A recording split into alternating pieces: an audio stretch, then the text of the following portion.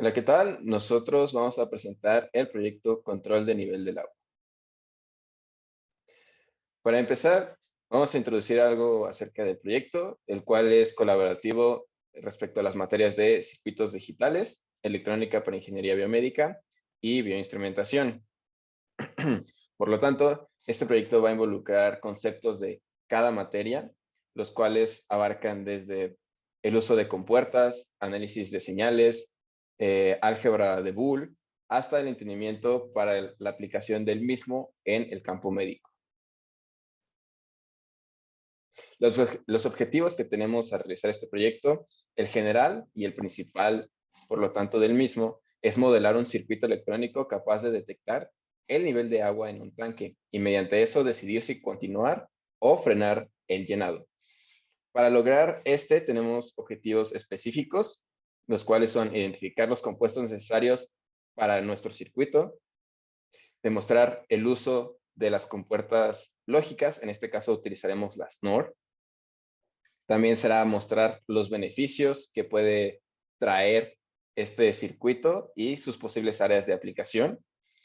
Lograr un llenado o vaciado de un tanque según lo requiera o lo desee un usuario. Y activar un motor de bomba de agua variando la velocidad dependiendo de la cantidad de agua que se encuentre en el tanque. Bien, para llevar a cabo este proyecto se requirió de cierta fundamentación teórica como la que está a continuación. El uso de transistor, el uso de circuitos integrados y la modulación de ancho de pulso. En el caso del transistor, este es un componente electrónico semiconductor. Este consta de tres partes, que es el emisor, la base y el colector. Este lo puede haber de dos tipos, NPN o PNP, y este tiene funciones a desarrollar como por ejemplo será un amplificador, oscilador, conmutador o rectificador. En el caso de nuestro circuito lo usamos como un switch, ya que cuando la base recibe energía, este actúa como un circuito cerrado y cuando la base no está recibiendo energía es como un circuito abierto. De esta manera garantizamos que funcione cuando lo deseemos. Los siguientes serían los circuitos integrados. Estos son componentes electrónicos que a su vez están compuestos de otros componentes electrónicos, como es el caso de las compuertas lógicas, que por ejemplo son componentes ya listos para integrarse a circuitos, pero que a su vez están hechos de transistores. También hay otros circuitos integrados que tienen función como por ejemplo de temporizador, de contador, de codificador. En nuestro caso usamos las compuertas lógicas y además un circuito integrado 555 que es un temporizador, lo cual lleva al siguiente punto de la fundamentación, que es la modulación de ancho de pulso. Este fue una parte esencial para controlar la velocidad del motor, ya que usamos dos velocidades y esto lo controlamos pues modulando, como su nombre lo dice, el ancho de pulso. Lo hicimos con una relación de 2:1 para dar un tiempo de alto de 1 milisegundo en el caso de la velocidad rápida y un tiempo de la mitad, 0.5 milisegundos para la otra velocidad, lo cual se hizo llevando a cabo unos cálculos que más adelante se van a explicar más a detalle. Los materiales que utilizamos tanto para la simulación del proyecto como para la eventual aplicación de en un entorno médico son los siguientes: un display de barra de LEDs, dos relays de corriente directa, uno de 5 volts y otro de 12 volts, un transistor específicamente 2N2222, un oscilador NE555 que mencionaba anteriormente mi compañero, un switch sencillo, una batería de 12 voltios, 3 sensores de nivel de agua. Esto es para una vez que esto se implemente en una modalidad presencial. Sin embargo, al tratarse en este momento únicamente de una simulación, estos fueron sustituidos en su totalidad por botones. También se utilizarán un juego de resistencias bastante variado. Se pueden utilizar estas resistencias específicas o bien valores cercanos. Las resistencias son específicamente de 4.7 kilos, 1 kilo, 10 kilos, 300 ohms, 750 ohms y 2.7 kiloohms. Nuevamente reitero, estos pueden ser sustituidos por valores cercanos en caso de que no sean conseguidos del valor específico. También utilizamos 2 capacitores de 1 microfaradio, una compuerta OR, 3 compuertas NOT y 4 compuertas AND, específicamente 3 de 2 entradas y una compuerta de 3 entradas, perdón, 3 de 2 y una de 3. Específicamente, estos componentes se utilizan para lo siguiente. La barra de LEDs nos sirve para indicar el nivel de agua en el tanque, mediante el uso de los sensores o bien, en el caso de la simulación, los push buttons. También utilizamos los relevadores o relays, que funcionan como un regulador de controlador del circuito. En el caso del motor, permiten el cambio de la velocidad del mismo. Es decir, como mencionaba mi compañero Antonio, de la variación del ancho de pulso de las señales, esto se logra mediante el uso del relevador. También tenemos, nuevamente mencionado por mi compañero, el transistor, que en este caso funciona específicamente como un switch para el funcionamiento del motor de salida. Tenemos también un switch maestro del circuito, que simplemente funciona para encender o apagar todo el sistema. También tenemos los sensores de nivel de agua, que son sumamente importantes al momento de aplicar esto en un entorno médico. Pues estos se encargan de detectar la señal de los niveles del tanque, especificando que el sensor de abajo, es decir, el sensor que detecta si ya no hay agua en el tanque, cuenta con el bit más significativo. Las resistencias se encargan, como bien sabemos, de proteger a los demás componentes del circuito para evitar que llegue una sobrecarga en ellos y los dañe. Las compuertas lógicas se encargan de interpretar las señales lógicas, es decir, niveles altos o bajos de voltaje, dados por los niveles de agua, para que el motor sepa cuándo actuar, cuándo no actuar, o bien de qué manera actuar. El oscilador 555 específicamente nos ayuda a controlar el ancho de banda de los estados de la señal cuadrada para hacer nuevamente los cambios de velocidades en el motor. Finalmente, tenemos 2 componentes sumamente importantes, que son el motor, que es la visualización de la respuesta de todo el circuito.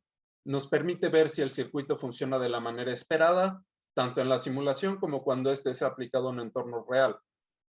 En un sistema real, es el encargado de llenar el tanque de agua en caso de que éste necesite agua. Sin embargo, en la simulación únicamente nos indica si está funcionando o no. Finalmente, tenemos a la batería, que es encargada de suministrar el voltaje específicamente al motor al activarse la señal de encendido.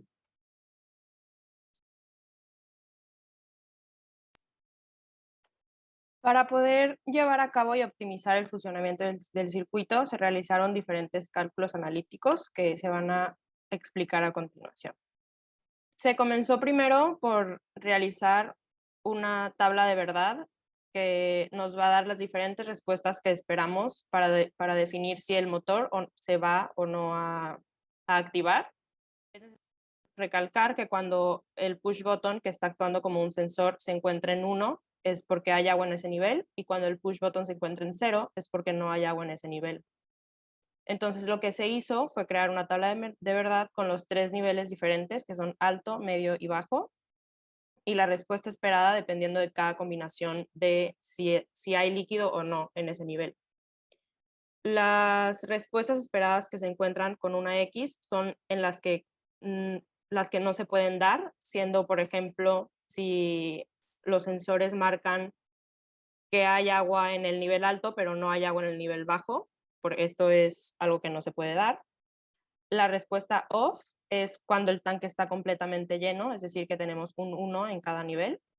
Y la respuesta on es cuando alguno de los niveles superiores está vacío, siendo si está el alto vacío, el alto y el medio, o si el tanque está completamente vacío. Una vez teniendo esta tabla de verdad, se generó la siguiente expresión. Y para poder implementar esta expresión de una manera más de una manera simplificada, se utilizó un mapa de Carnot.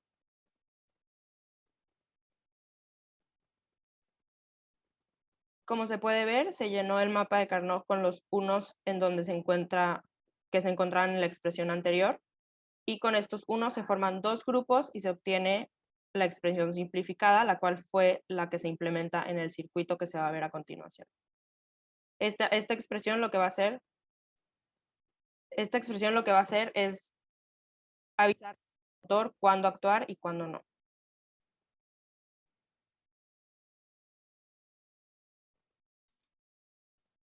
Bien, una vez que el motor ya recibe la señal de que debe de actuar, optamos por que hubiera dos velocidades en el motor. Bueno, hay tres estados, como ya lo mencionó mi compañera. Está totalmente apagado y está encendido, y en este caso hay dos opciones, una velocidad alta y una velocidad baja. Y esto lo logramos utilizando un modulador de ancho de pulso, que es el circuito que estamos viendo en la imagen, con un circuito integrado 555, que es el que mencionó mi compañero en la lista de los materiales. Este nos da la ventaja de que podemos calcular el tiempo en alto, seleccionando los valores de los componentes, en este caso la resistencia A, la resistencia B y el capacitor. Y una vez teniendo esos componentes, viene de manera consecutiva el tiempo en bajo, viene de la mano. Y los cálculos para entonces determinar el tiempo en alto fueron los siguientes. Primero tenemos las fórmulas que vimos anteriormente, el tiempo en alto, el tiempo en bajo. La H es para high y la L es para low. Después tenemos ya elementos que elegimos para ir asignando ya valores a las variables. La resistencia A le pusimos 4.7 kiloohms. Es importante aclarar que aunque es una simulación, intentamos escoger valores comerciales en caso de que este proyecto se quisiera llevar a cabo de manera física. El capacitor escogimos el valor de 10 nanofaradios, pero posteriormente lo modificamos por un valor de 1 microfaradio, ya que con el valor anterior nos arrojaban valores de resistencias elevados. Después entonces determinamos cuáles eran los tiempos que queríamos que hubiera para alto y para bajo. Como se mencionó anteriormente, iba a tener una relación de 2:1, por ello se escogió el tiempo 1 de 1 milisegundo y el tiempo 2 de la mitad de este, o sea, 0.5 milisegundos. Y posteriormente se despejó de la fórmula para el tiempo en alto el valor de RB para obtener ya el valor de este último componente que falta. Recibiendo los valores de 9.7 kilos y de 2.5 kilos para el tiempo 1 y el tiempo 2 respectivamente, pero como les menciono, se están usando valores que sí existen en la realidad. Esos dos valores como tal no los hay justamente de ese valor. Por ello se cambiaron a los valores comerciales más cercanos, que es de 10 kilos y de 2.7 kilos.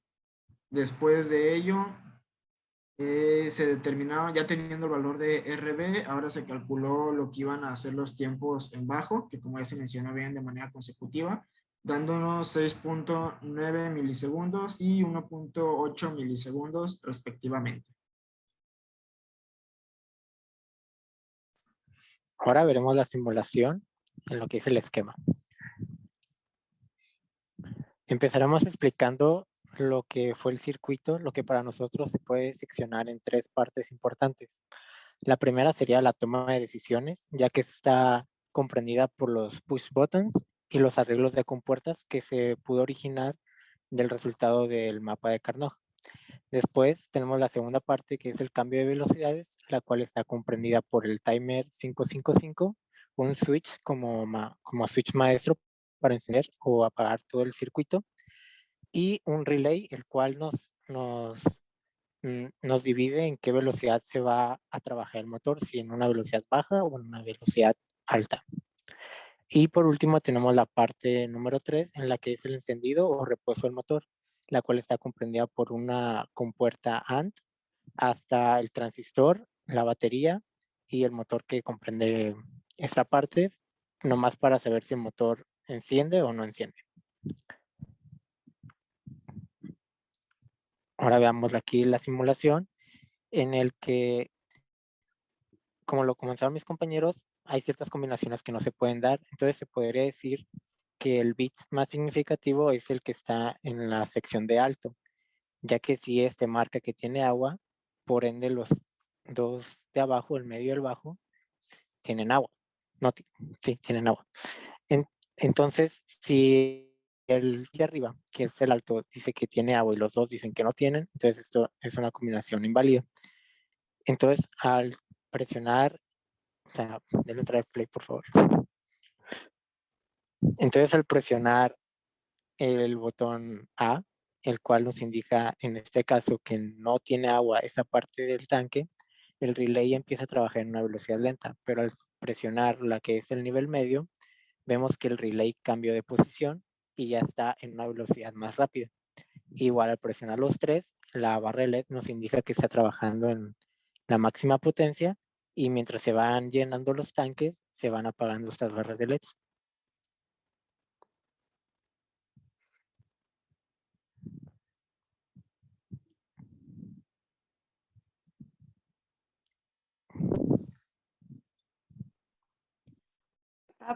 Para poder analizar un poco más a detalle los resultados del circuito, se implementa un osciloscopio que nos va a dar las diferentes señales que se pueden obtener, dependiendo de cómo actúe el relay y qué resistencia se tome, como ya explicó mi compañero Antonio.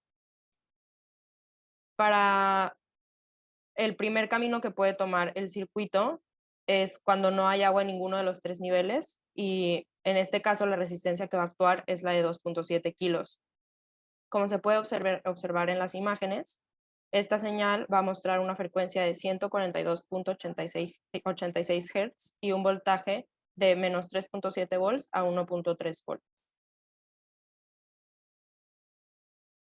El segundo camino que puede tomar el circuito se activa cuando hay agua en alguno de los dos niveles bajos, ya sea el medio o el más bajo, y se activa la resistencia de 10 kilos, creando la respuesta que se puede ver aquí. Y para esta respuesta, la frecuencia va a ser de 58.82 Hz comparado con la anterior, que fue de 142, y un voltaje de 2 volts a menos 3 volts. Entonces, como puede verse, cuando el tanque está vacío, la frecuencia es mayor. Entonces, lo que va a pasar es que el motor va a girar con mayor frecuencia.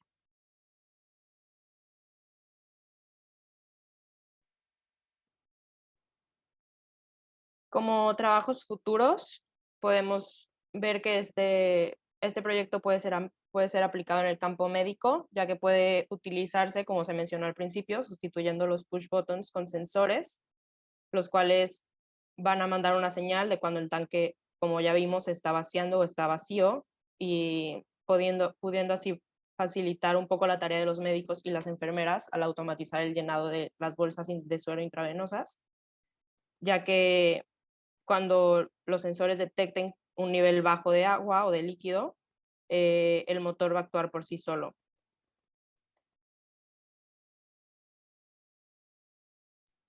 Como conclusión, podemos observar que este trabajo nos ayudó de una manera considerable a consolidar los conocimientos de las tres materias. Como pudimos ver, combinamos los conocimientos de las tres áreas, los conocimientos de circuitos digitales, de electrónica, incluso de bioinstrumentación al aplicarlo en un entorno médico. Por lo tanto, pudimos llegar a la conclusión de que estas tres materias son una herramienta sumamente importante y te permiten lograr grandes cosas que son la función del ingeniero biomédico.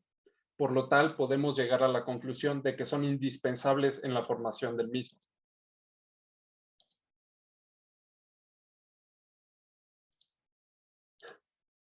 Sin más que agregar, este proyecto ha llegado a su fin. Muchas gracias.